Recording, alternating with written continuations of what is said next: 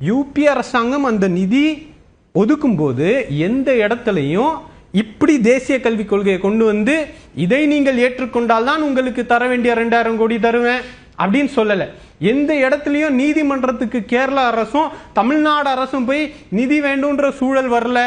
இப்ப இங்கே பாரபட்சமாக நடந்து கொள்கிறார்கள் என்பதற்கு உதாரணம், யாருமே பேசாத சமஸ்கிருதத்துக்கு இல்ல வெறும் 2011 ஆண்டு நடந்த மக்கள் தொகை கணக்கெடுப்புல வெறும் 24,000 பேர் பேசக்கூடிய ஒரு மொழிக்கு பல்லாயிரம் கோடியும் பல மடங்கும் கொடுத்துட்டு தமிழ் பேசக்கூடிய, தமிழ் இங்க வந்தாலாம் பேசுவார், குரல் பேசுவாரு, அது ஒரு அவர் பிரதமரை பாராட்டணும், அவருடைய முயற்சிக்கு முடியலனாலும் கஷ்டப்பட்டு பேசுறாரு, அதெல்லாம் நாங்க வரவேற்கிறோம், பாராட்டுறோம்.